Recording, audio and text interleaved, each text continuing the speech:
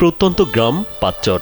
এই গ্রামেরই এক দরিদ্র দিনমজুর পরিবারের একসময় ছিল হাসি আর স্বপ্নে ভরা দিন। বাবা সরখার কষ্টের রোজগারে কোনো রকমে চলত সংসার। পরিবারের সব আশা ভরসার কেন্দ্র ছিল ৮ বছরের ছেলে সাজিদ। কিন্তু সেই সাজিদকে ঘিরেই আজ অন্ধকারে ডুবে গেছে পুরো পরিবার। আপনারা যতটুকু পারেন আমার সাহায্য করেন, বাঁচতে চাই।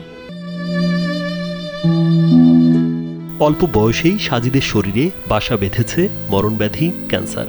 যে বয়সে তার হাতে থাকার কথা বই খাতা, মাঠে ছুটে বেড়ানোর কথা বন্ধুদের সঙ্গে, সেই বয়সেই বিছানায় শুয়ে মৃত্যুর সঙ্গে লড়ছে নিষ্পাপ এই শিশুটি। প্রতিটি দিন, প্রতিটি মুহূর্ত তার পরিবারের কাছে হয়ে উঠেছে অনিশ্চয়তায় ভরা। আমি চাই আমার পোলাডার আপনারা সহযোগিতা করেন, ওটি সাহায্য করেন, যে দূরে বাঁচতে পারে। আমি কি করবো কন, গরিব মানুষ ওইও পড়ছি, আমি তো টাকা পয়সা নাই যে চিকিৎসা করবো। আরও ক্যান্সার বাইরে গেছে, আরও বেশি ছড়াই গেছে। হেরাও চিন্তা ভাবনা আছে, হেরা কী করবে। হেরা বলতেছে টাকা পয়সা তো বহুত লাগবে, বড় লোক মানুষ কুলাইতে পারে না, তাহলে আমরা কীভাবে কুলাম কন। আমাকে 1 লাখ ছিল, এই পর্যন্ত দৌড়াইতে দৌড়াইতে শেষ। আর আমার কাছে টাকা পয়সা নাই কে। ছেলের চিকিৎসার খরচ জোগাতে গিয়ে পরিবারটি ইতোমধ্যে নিঃস্ব হয়ে পড়েছে। ধার দেনা, মানুষের কাছে হাত পাতা সবই করতে হয়েছে সন্তানের জীবন বাঁচানোর আশায়। কিন্তু দিনমজুরের আয় দিয়ে ব্যয়বহুল ক্যান্সার চিকিৎসা চালিয়ে যাওয়া এখন প্রায় অসম্ভব হয়ে দাঁড়িয়েছে।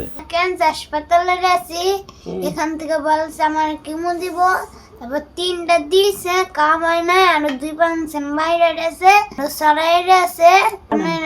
আমাদের টাকা নাই, আপনারা যতটুকু পারেন আমার সাহায্য করে, বাঁচতে চাই।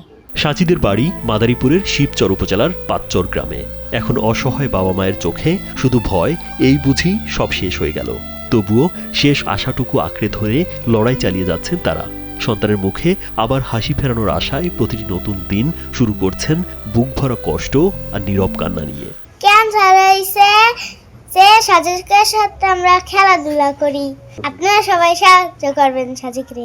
আপনারা যদি সবাই সাহায্য দেন তাহলে বাচ্চাটা আল্লাহ বাঁচাইতে পারে, সাহায্য না দিলে আল্লাহ নাও বাঁচাইতে পারে। ডাক্তারে গেলে লাখ লাখ টাকা চায়, এই গরিব মানুষে লাখ লাখ টাকা কোত্থেকে দেব।